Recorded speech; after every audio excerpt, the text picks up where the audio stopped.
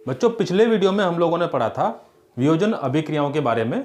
वियोजन अभिक्रियाएं क्या होती हैं, उनके क्या एग्जाम्पल्स होते हैं। आज हम लोग पढ़ेंगे रासायनिक अभिक्रियाओं के अगले प्रकार के बारे में, जो है अपना विस्थापन अभिक्रियाएं या प्रतिस्थापन अभिक्रियाएं। और उससे पहले हम लोग बात करेंगे रिएक्टिविटी सीरीज की या क्रियाशीलता श्रेणी की। तो बच्चों शुरू करते हैं आज का टॉपिक, प्रतिस्थापन या विस्थापन अभिक्रियाएं। मेरा नाम है मोहित जैन और आप देख रहे हैं आपका अपना केमिस्ट्री चैनल chemistrytayari.com। चलिए बच्चों शुरू करते हैं विस्थापन अभिक्रियाएं। विस्थापन अभिक्रियाएं, विस्थापन अभिक्रियाएं या इनको हम लोग प्रतिस्थापन अभिक्रियाएं भी बोलते हैं। प्रतिस्थापन अभिक्रियाएं, विस्थापन अभिक्रियाएं या प्रतिस्थापन अभिक्रियाएं या डिस्प्लेसमेंट रिएक्शंस। Displacement reactions. तो बच्चों जैसा कि हम लोगों ने रासायनिक अभिक्रियाओं के प्रकार वाले वीडियो में आपको बताया था सभी रासायनिक अभिक्रियाओं के प्रकार की ट्रिक्स के बारे में, तो हम लोगों ने बात करी थी संयोजन अभिक्रियाएं। संयोजन अभिक्रियाओं में ट्रिक बताई थी जुड़ना। वियोजन अभिक्रियाएं, वियोजन अभिक्रियाओं की ट्रिक बताई थी टूटना। और विस्थापन अभिक्रियाएं, इसकी हम लोगों ने ट्रिक बताई थी एक को हटाना। विस्थापन अभिक्रियाओं की क्या ट्रिक बताई थी हम लोगों ने? एक को हटाना। एक को हटाना, एक को हटाना। एक को हटाने का मतलब एक किसको हटाना? यहां पर बच्चों एक को हटाने से मतलब है एक परमाणु या तत्व को हटाना उसके यौगिक में से। एक परमाणु या तत्व को, या अपन यूं लिख सकते हैं एक तत्व के परमाणु को उसके अणु या यौगिक में से हटाना। यौगिक में से हटाना, ठीक है। एक को हटाने का मतलब हो गया एक तत्व के परमाणु को उसके अणु या यौगिक में से हटाना। और ये हटाएगा कौन? कोई भी दूसरा परमाणु या दूसरा तत्व अगर किसी परमाणु या तत्व को उसके यौगिक में से हटा देता है तो ऐसी रासायनिक अभिक्रियाओं को हम लोग क्या बोलते हैं? विस्थापन अभिक्रियाएं या प्रतिस्थापन अभिक्रियाएं या डिस्प्लेसमेंट रिएक्शंस। तो बच्चों कैसे हटाएगा एक परमाणु दूसरे परमाणु को उसके यौगिक में से? मान लीजिए मेरे पास में एक यौगिक है AB। AB एक यौगिक है, यौगिक का एक अणु है। और मान लीजिए कोई एक अपना दूसरा परमाणु है, C परमाणु या C तत्व है। मान लीजिए इन दोनों की रासायनिक अभिक्रिया होती है और AB में से मान लीजिए B परमाणु को, ये B परमाणु को C परमाणु यहां से हटा देता है, ठीक है। अगर AB में से B की जगह पर C परमाणु आकर बैठ जाता है तो ये क्या बन जाएगा? AC। और B परमाणु अपनी जगह से हटके अलग हो जाएगा, ठीक है। इस तरह से अगर कोई रासायनिक अभिक्रिया हो रही है, मान लीजिए कोई यौगिक है AB, एक ये अपना यौगिक हो गया, ठीक है। और C एक अलग तत्व का परमाणु है, एक अन्य तत्व का परमाणु। अब इन दोनों की मान लीजिए कोई रासायनिक अभिक्रिया हो रही है और उसमें ये C AB में से B परमाणु को हटाकर उसकी जगह पर बैठ जाता है, तो बनने वाला यौगिक अपना नया AC बन जाएगा और B इसमें से अपनी जगह पर से हट जाएगा।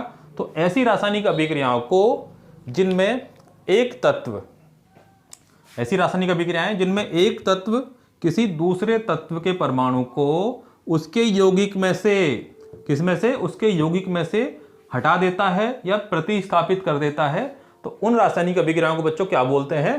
प्रतिस्थापन अभिक्रियाएं या विस्थापन अभिक्रियाएं। तो इसकी परिभाषा क्या हो जाएगी? परिभाषा हम लोग लिख लेते हैं इसकी। परिभाषा लिख लीजिए, विस्थापन अभिक्रियाओं की परिभाषा क्या हो जाएगी? ऐसी रासायनिक अभिक्रियाएं, ऐसी रासायनिक अभिक्रियाएं जिनमें एक तत्व का परमाणु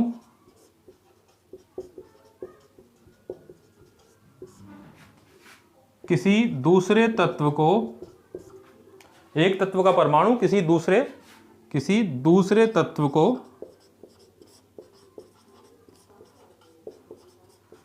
उसके यौगिक में से हटा देता है या प्रतिस्थापित कर देता है, प्रतिस्थापित कर देता है, तो ऐसी रासायनिक अभिक्रियाओं को हम लोग क्या बोलते हैं? प्रतिस्थापन या विस्थापन अभिक्रियाएं।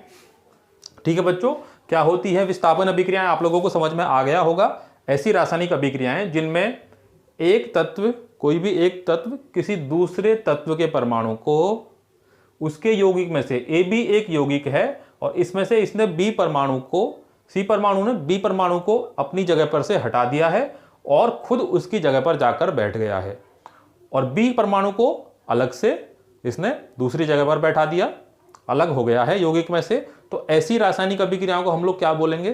विस्थापन अभिक्रियाएं या प्रतिस्थापन अभिक्रियाएं। ठीक है बच्चों, तो ये हो गई अपनी विस्थापन अभिक्रियाएं। विस्थापन अभिक्रियाओं की परिभाषा पर राजस्थान बोर्ड की जो एग्जाम्स में काफ़ी बार क्वेश्चंस पूछे गए हैं, 2010 में, 11 में, 2013 में, उसके बाद में 2018 में सीधे सीधे इसकी परिभाषा पर प्रश्न पूछे गए हैं कि विस्थापन अभिक्रियाएं क्या होती हैं, एक उदाहरण सहित बताइए, या विस्थापन अभिक्रियाएं किसे कहते हैं, एक उदाहरण दीजिए।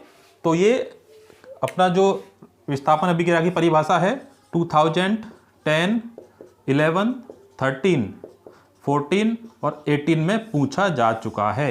इसलिए बच्चों ये अपने आप में काफ़ी इंपॉर्टेंट टॉपिक हो जाता है रासायनिक अभिक्रियाएं एवं समीकरण चैप्टर में से। अब हम लोग बात करते हैं विस्थापन अभिक्रियाओं के कुछ उदाहरण के बारे में। तो विस्थापन अभिक्रियाओं के कुछ उदाहरण बच्चों हम लोग देख लेते हैं।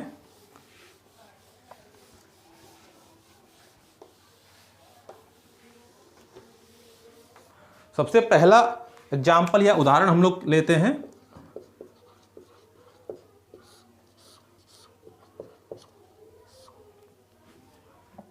एक, इस उदाहरण के लिए हम लोग क्या करते हैं बच्चों, एक क्रियाकलाप या एक्टिविटी करते हैं,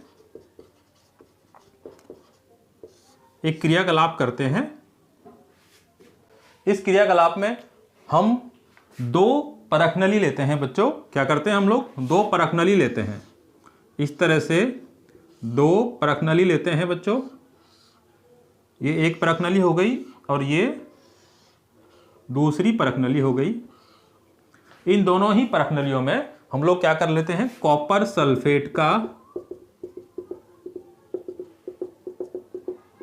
क्या भर लिया बच्चों हम लोगों ने? कॉपर सल्फेट का जलीय विलयन। कॉपर सल्फेट का जलीय विलयन। एक्वस सॉल्यूशन ले लेते हैं बच्चों कॉपर सल्फेट का। एक्वस सॉल्यूशन कॉपर सल्फेट का हम लोग इसमें भर लेते हैं दोनों ही परखनलियों में, जो कि कलर में अगर देखा जाए तो ये नीले रंग का होता है बच्चों, ब्लू कलर का होता है। ठीक है, अब हम लोग क्या करते हैं? दो लोहे की कील लेते हैं बच्चों। दो लोहे की कील लेते हैं हम लोग इस तरह से।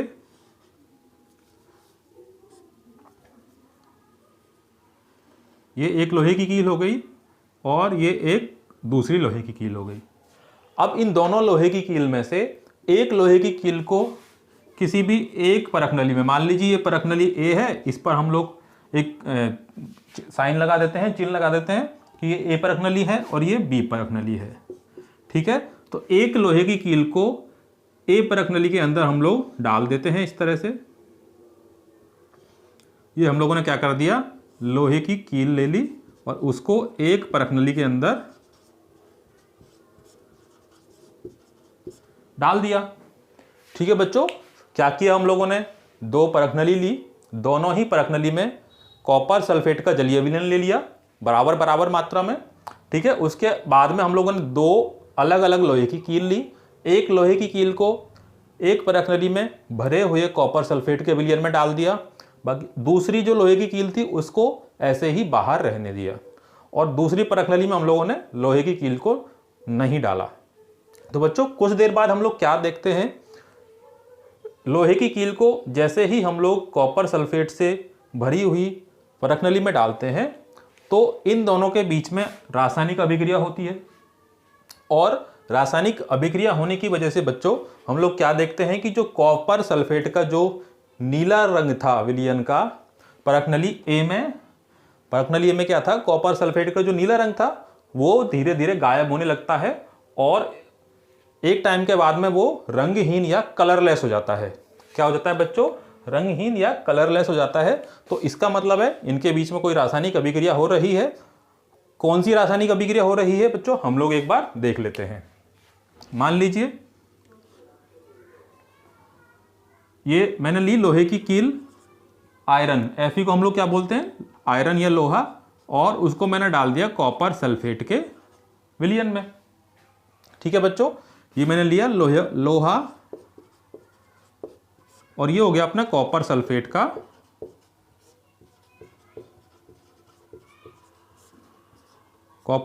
जलीय विलयन, एक्वस सॉल्यूशन, और ये हो गया अपने ठोस अवस्था में, सॉलिड अवस्था में।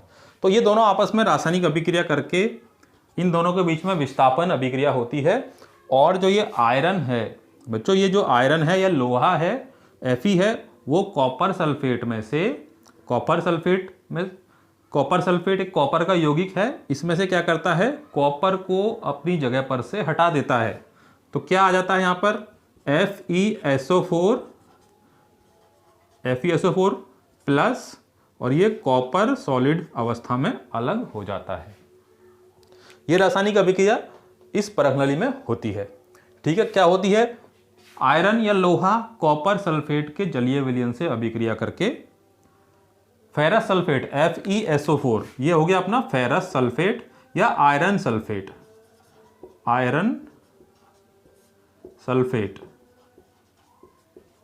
और ये इधर अपना कॉपर का निर्माण हो जाता है। ठीक है, तो यहां पर देखें तो कॉपर सल्फेट में से जो कॉपर का एटम था उसको आयरन के एटम ने क्या कर दिया, प्रतिस्थापित कर दिया या विस्थापित कर दिया। तो इसीलिए इस अभिक्रिया को हम लोग क्या बोलते हैं, प्रतिस्थापन अभिक्रियाएं। आपको अभिक्रिया समझ में आ गई। ठीक है, तो यहां पर क्वेश्चन ये आता है कि क्या कोई भी एटम किसी भी दूसरे एटम को उसके यौगिक में से हटा सकता है? क्या कोई भी एटम किसी भी दूसरे एटम को उसके यौगिक में से हटा सकता है? नहीं बच्चों, हर एक एटम किसी दूसरे एटम को या परमाणु को उसके यौगिक में से नहीं हटा सकता। केवल और केवल वो ही परमाणु या तत्व किसी दूसरे परमाणु या तत्व को उसके यौगिक में से हटा पाएगा जिसकी क्रियाशीलता क्या होगी बच्चों, ज़्यादा होगी। यहाँ पर जो Fe है, Fe की जो क्रियाशीलता है या रिएक्टिविटी है बच्चों, क्रियाशीलता कॉपर से ज़्यादा होती है। ठीक है, अगर तत्व की क्रियाशीलता यौगिक में उपस्थित तत्व की क्रियाशीलता से ज़्यादा है तो ये उस यौगिक में से उस तत्व को आसानी से हटा देगा, और अगर इसकी क्रियाशीलता कम है तो ये उस तत्व को उस यौगिक में से नहीं हटा पाएगा और कोई भी रासायनिक अभिक्रिया नहीं होगी। तो हमें बच्चों कैसे पता चलेगा कि कौन से तत्व की क्रियाशीलता ज़्यादा होती है और कौन से तत्व की क्रियाशीलता कम होती है? इस बात को जानने के लिए हम लोग क्या पढ़ते हैं, रिएक्टिविटी सीरीज या क्रियाशीलता श्रेणी। तो आइए अब हम लोग बात करते हैं रिएक्टिविटी सीरीज की। विस्थापन अभिक्रियाओं को बीच में हम लोग यहीं छोड़ते हैं। ठीक है, बाकी की जो एग्जाम्पल्स हैं विस्थापन अभिक्रियाओं के वो हम लोग थोड़ी देर में बात करेंगे। तो अब लेते हैं हम लोग रिएक्टिविटी सीरीज या क्रियाशीलता श्रेणी। तो बच्चों अब हम बात कर लेते हैं रिएक्टिविटी सीरीज की। रिएक्टिविटी सीरीज या क्रियाशीलता श्रेणी।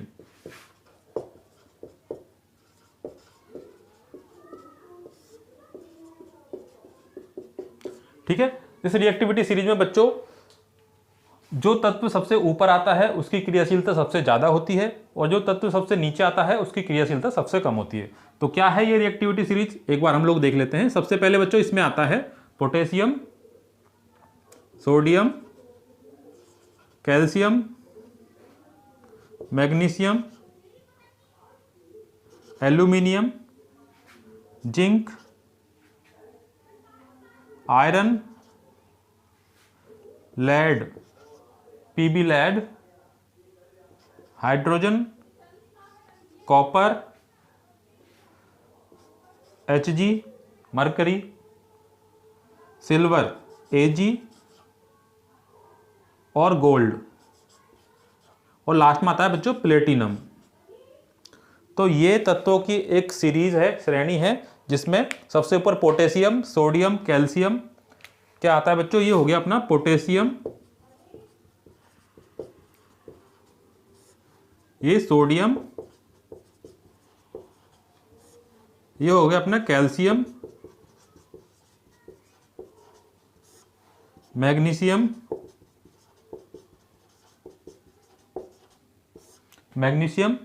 एल्यूमिनियम,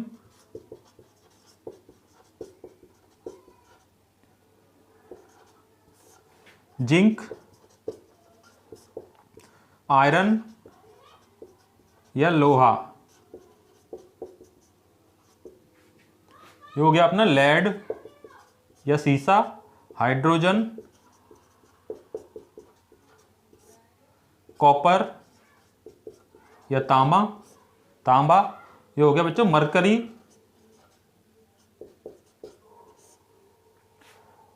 ये सिल्वर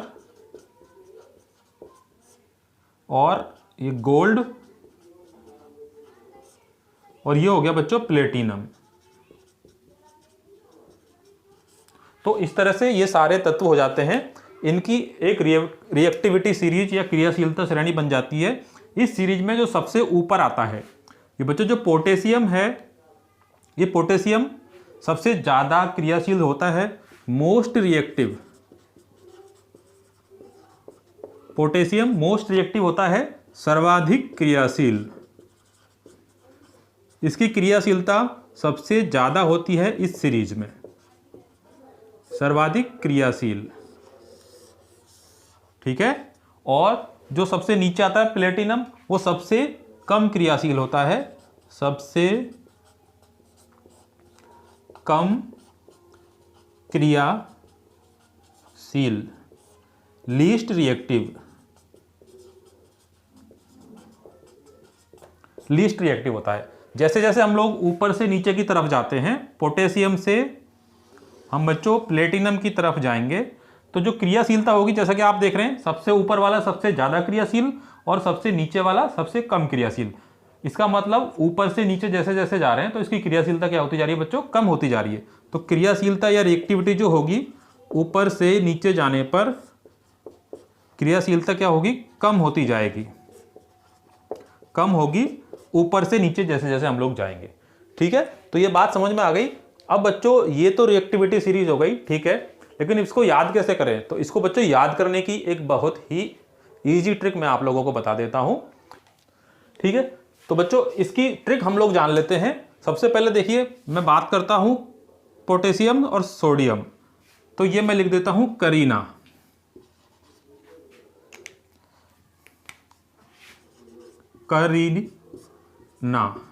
करीना कोई एक लड़की है, करीना कपूर, करीना कार।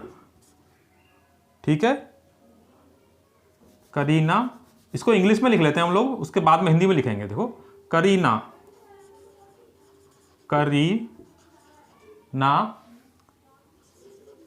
कार मांगे अल्टो कार होती है बच्चों, अल्टो जेन भी एक कार होती थी, अल्टो जेन फरारी। करीना कार मांगे अल्टो जेन फरारी। करीना कौन सी कार मांग रही है, अल्टो जेन फरारी।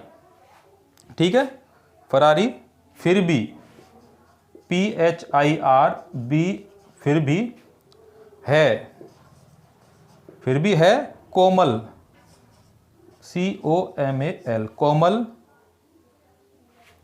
C girl.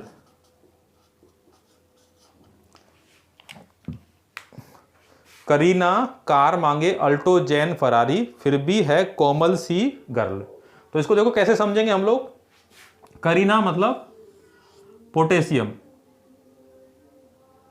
इसमें क्या आ जाएगा, पोटेशियम, ठीक है।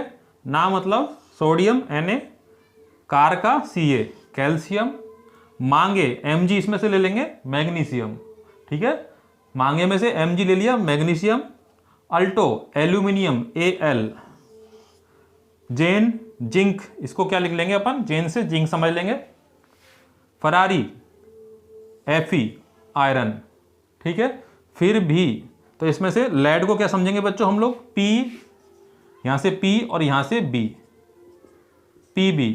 फिर भी है से हाइड्रोजन, फिर भी है हाइड्रोजन, कोमल, को से कॉपर, ठीक है, को से कॉपर, और मल से ये मरकरी, को से कॉपर और मल से मरकरी। सिल्वर, कोमल सी, SI से मतलब SILVER, सिल्वर, कोमल सी गर्ल, G4 गोल्ड, तो G से क्या हो जाएगा बच्चों, गोल्ड, ठीक है। और प्लेटिनम को आप ऐसे ही ध्यान रख सकते हैं।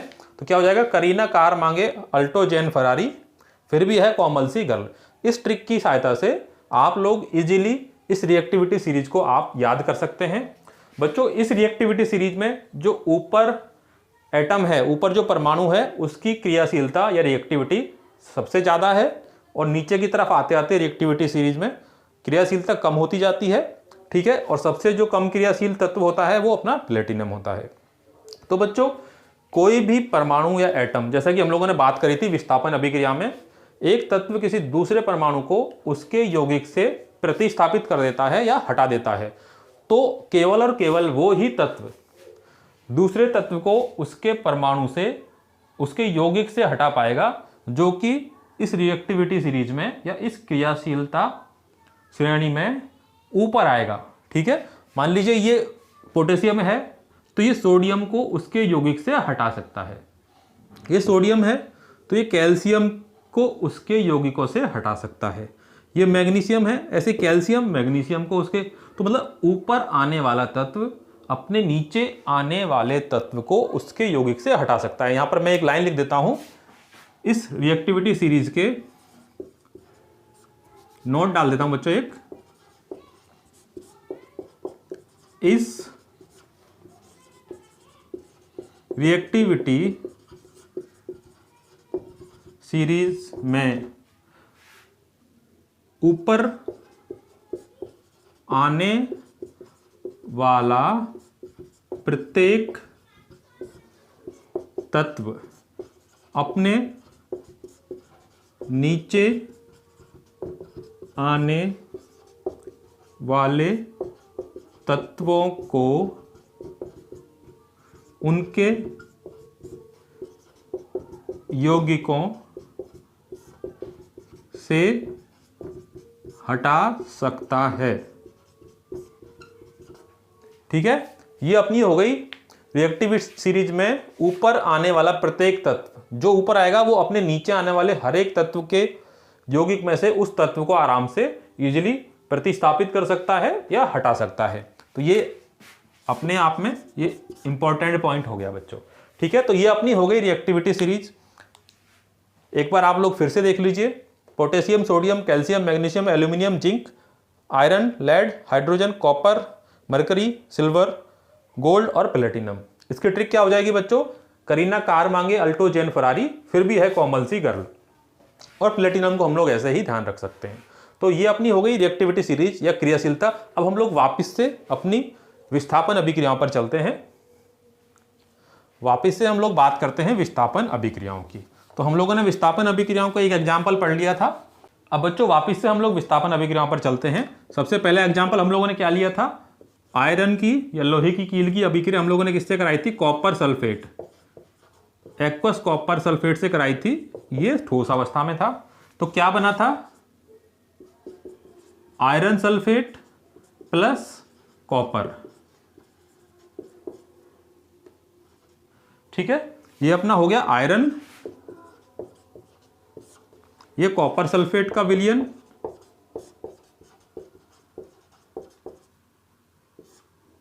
का जलीय विलयन, और ये आयरन सल्फेट,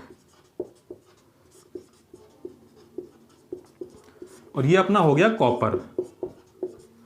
तो बच्चों जैसा कि हम लोगों ने रिएक्टिविटी सीरीज में पढ़ा था, रिएक्टिविटी सीरीज में हर एक वो तत्व जो कि रिएक्टिविटी सीरीज में ऊपर आता है वो अपने नीचे आने वाले सभी तत्वों को उनके यौगिकों से प्रतिस्थापित कर सकता है।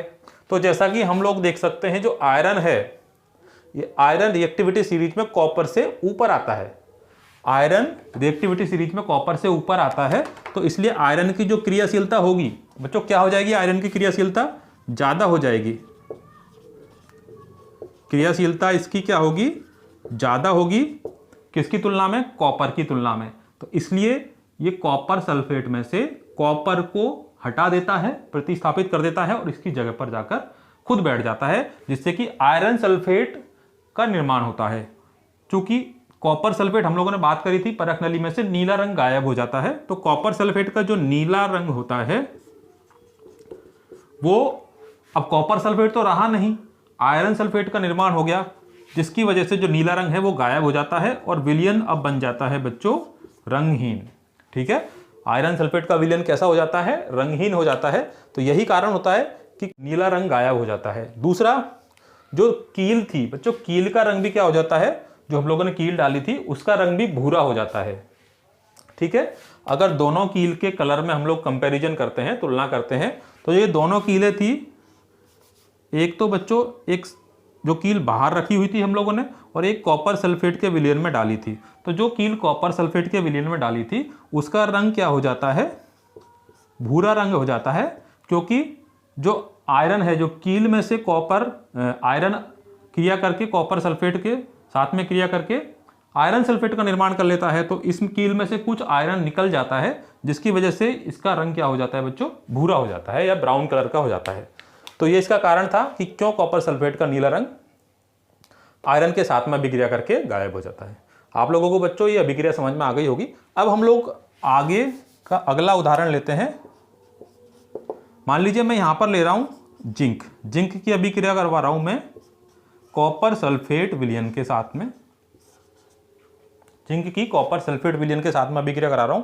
तो जैसा कि जिंक भी क्या आता है? ऊपर आता है। कैसे आता है? अल्टो जैन फरारी, फिर भी है कोमल सी गर्ल। तो जिंक तो काफी ऊपर आता है कॉपर से।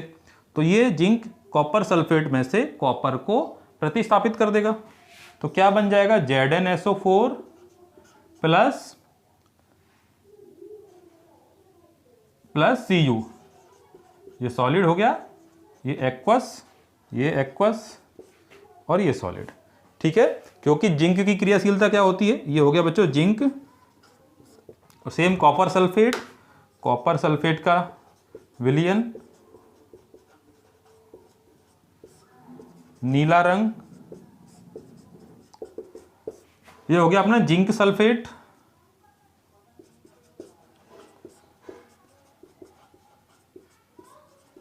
और ये हो जाता है बच्चों अपना रंगहीन, क्योंकि जिंक सल्फेट का निर्माण होता है, और इधर अपना आ गया ये कॉपर। ठीक है बच्चों, तो यहां पर जो जिंक की क्रियाशीलता होती है, जिंक की क्रियाशीलता कॉपर से ज्यादा होती है रिएक्टिविटी सीरीज के हिसाब से, इसीलिए कॉपर सल्फेट में से ये कॉपर को जिंक अपनी जगह पर से प्रतिस्थापित कर देता है, जिसकी वजह से अभिक्रिया होने के बाद में जिंक सल्फेट का निर्माण होता है और कॉपर अलग हो जाता है। ठीक है, तो ये दूसरा उदाहरण हो जाता है अपना विस्थापन अभिक्रियाओं का। बच्चों एक और उदाहरण लेते हैं हम लोग, इसमें थर्ड एग्जांपल लेते हैं।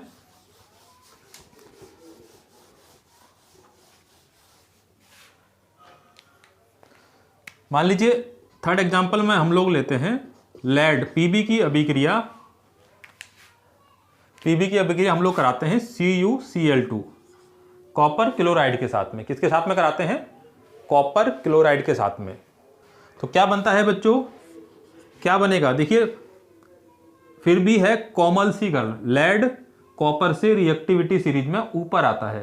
तो अगर ऊपर आ रहा है तो कॉपर क्लोराइड में से कॉपर को लेड क्या करेगा, प्रतिस्थापित कर देगा और इसकी जगह पर आकर बैठ जाएगा।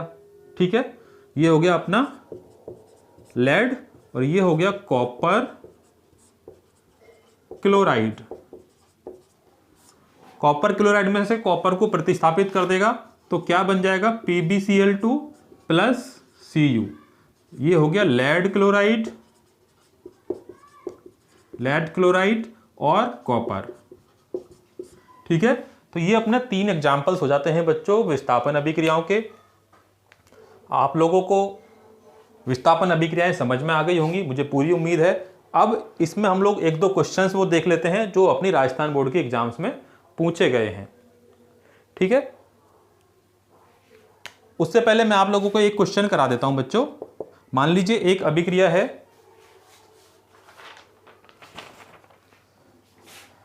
क्वेश्चन है निम्न में से निम्नलिखित अभिक्रियाओं के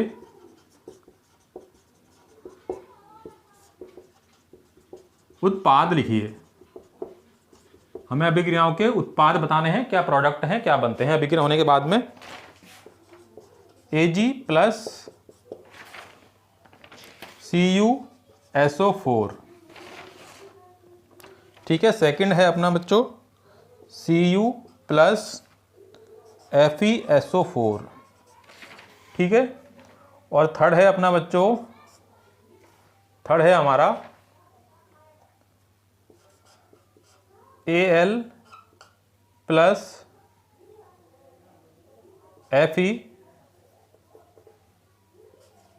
FeSO4। ठीक है, इन अभिक्रियाओं के हम लोगों को क्या करने हैं, बताना है कि क्या उत्पाद बनते हैं। ठीक है, Ag plus CuSO4, Cu plus FeSO4, Al plus FeSO4, इन अभिक्रियाओं के क्या उत्पाद बनते हैं। तो सबसे पहले बच्चों हम लोग देखेंगे कि क्या ये Ag Cu को CuSO4 में से हटा पाएगा। उसका पता कैसे चलेगा, रिएक्टिविटी सीरीज से। तो रिएक्टिविटी सीरीज में हम लोग देखेंगे कि जो सिल्वर आता है वो कॉपर से ऊपर आता है या नीचे आता है। नीचे आता है, कॉपर के बाद में कोमल सी गर्ल, कॉपर और उसके बाद में सिल्वर आता है, तो सिल्वर नीचे आता है, तो सिल्वर की क्रियाशीलता तो कम हो गई बच्चों। ठीक है, कम हो गई तो ये इस कॉपर को इस यौगिक में से हटा नहीं पाएगा, प्रतिस्थापन अभिक्रिया नहीं होगी। अगर प्रतिस्थापन अभिक्रिया नहीं होगी तो क्या आ जाएगा, कोई उत्पाद नहीं बनेगा, कोई उत्पाद नहीं बनेगा। बच्चों बात समझ में आ गई, कोई उत्पाद क्यों नहीं बनेगा, क्योंकि जो सिल्वर की क्रियाशीलता होती है, Ag की जो क्रियाशीलता होती है बच्चों, सिल्वर की क्रियाशीलता किससे कम होती है, कॉपर से कम होती है, कॉपर से कम होती है। इसलिए सिल्वर कॉपर सल्फेट से कॉपर को प्रतिस्थापित नहीं कर पाता है, जिसके कारण कोई प्रतिस्थापन अभिक्रिया नहीं होती है और कोई उत्पाद नहीं बनता है। बात आ गई समझ में। इसी तरह से हम लोग कॉपर प्लस FeSO4, कॉपर भी आयरन से नीचे आता है, अल्टोजेन फरारी फिर भी है कोमल सी गर्ल। ठीक है, तो कॉपर आयरन से नीचे आता है तो इसकी क्रियाशीलता क्या हो जाएगी, कम हो जाएगी, और इसकी क्रियाशीलता क्या होती है, ज़्यादा होती है। जब इसकी क्रियाशीलता कम होती है और इसकी ज़्यादा होती है तो ये फेरस सल्फेट में से फेरस को या आयरन को हटा नहीं पाता है, इसलिए कोई उत्पाद नहीं बनेगा, कोई उत्पाद नहीं बनेगा, कोई भी उत्पाद का निर्माण नहीं होगा। अब बात करते हैं हम एल्यूमिनियम प्लस FeSO4 की। एल्यूमिनियम प्लस FeSO4, तो बच्चों जैसा कि आप लोग रिएक्टिविटी सीरीज में आप लोग देख सकते हो, एल्यूमिनियम अल्टोजेन फरारी, एल्यूमिनियम आयरन से या Fe से ऊपर आता है, तो इसलिए इसकी क्रियाशीलता क्या हो जाएगी, इसकी क्रियाशीलता बच्चों ज़्यादा हो जाएगी। किससे? आयरन से। इसलिए ये FeSO4 से Fe को आराम से हटा सकता है। तो क्या बन जाएगा, Al, एल्यूमिनियम पे क्या होता है बच्चों, +3, और SO4 होता है -2। तो क्या बन जाएगा, Al2SO4 होल थ्राइस। ठीक है, Al2SO4 whole thrice plus iron को यहां से निकाल देगा। अभिक्रिया को संतुलित कर लेते हैं। यहां पर आ जाएगा बच्चों 2, ठीक है, यहां आ जाएगा ये 3SO4 और इस तरफ भी आ जाएगा 3। तो इस तरह से ये रासायनिक अभिक्रिया आराम से हो जाएगी, क्योंकि एल्यूमिनियम की क्रियाशीलता आयरन से ज़्यादा होती है। ये फेरस सल्फेट से फेरस को या आयरन को, फेरस सल्फेट से आयरन को एल्यूमिनियम आसानी से प्रतिस्थापित कर सकता है और उत्पाद क्या बन जाएगा अपना, एल्यूमिनियम सल्फेट। एल्यूमिनियम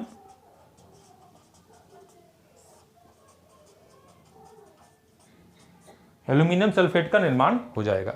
तो बच्चों ये हो गए 3 एग्जाम्पल्स, 3 रासायनिक अभिक्रियाएं, जिसकी सहायता से हम लोगों को पता चल गया कि कौन सी रासायनिक अभिक्रिया होती है और कौन सी रासायनिक अभिक्रिया, कौन सी प्रतिस्थापन या विस्थापन अभिक्रिया नहीं होती है। अब हम लोग बच्चों राजस्थान बोर्ड एग्जाम्स में आए हुए कुछ क्वेश्चंस की बात करेंगे कि विस्थापन अभिक्रियाओं में से राजस्थान बोर्ड में कौन कौन से क्वेश्चंस आए हैं। जैसा कि मैंने पहले बताया था, विस्थापन अभिक्रियाएं किसे कहते हैं, ये भी काफ़ी बार एग्जाम में पूछा गया है, और अभिक्रियाओं के ऊपर जो क्वेश्चन पूछे गए हैं वो अभी हम लोग बात करते हैं। पहला क्वेश्चन आया हुआ है, निम्न अभिक्रिया में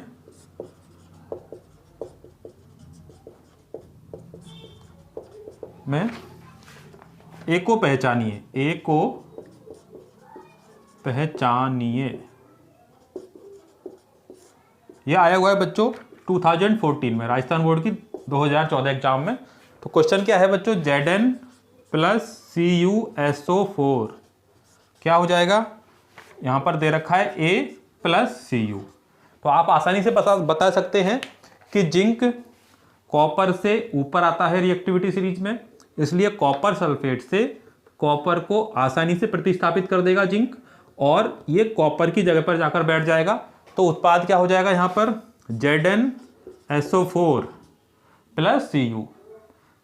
कॉपर की जगह पर आ गया जिंक, ठीक है, और कॉपर का निर्माण हो गया। तो ए अपना क्या हो जाएगा, जिंक सल्फेट।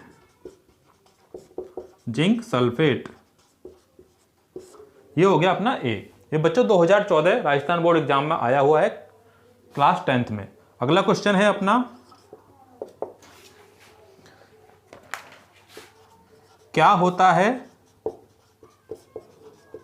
जब, पहली अभिक्रिया दे रखी है बच्चों CuSO4 जलीय विलयन में, एक्वस प्लस Fe सॉलिड, और दूसरी अभिक्रिया है जिंक सॉलिड प्लस H2SO4, ये हो गया एक्वस।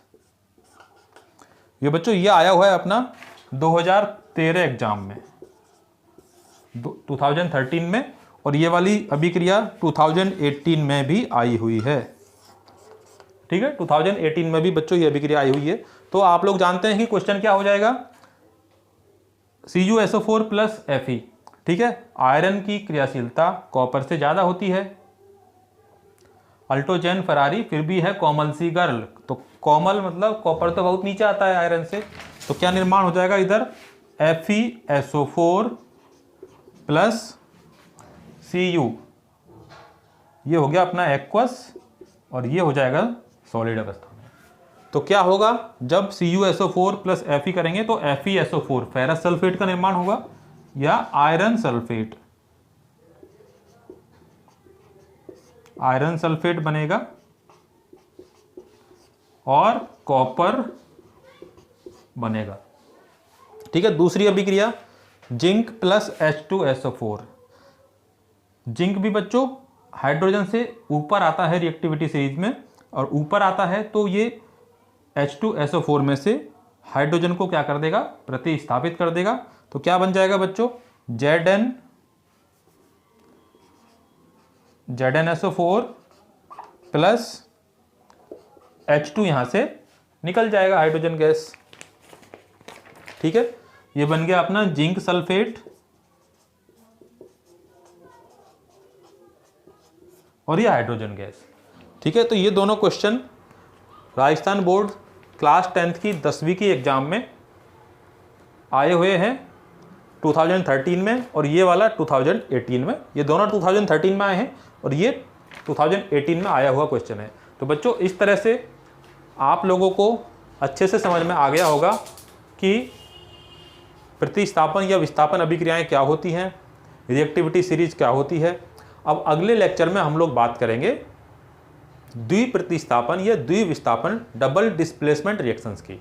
तब तक बच्चों आप लोग वीडियो को लाइक करिए, इसको शेयर कीजिए, और अगर अभी तक आप लोगों ने चैनल को सब्सक्राइब नहीं किया है तो चैनल को सब्सक्राइब जरूर कर लीजिएगा। ठीक है, मिलते हैं अगले एक नए वीडियो में। तब तक के लिए आप लोग पढ़ते रहिए और आगे बढ़ते रहिए।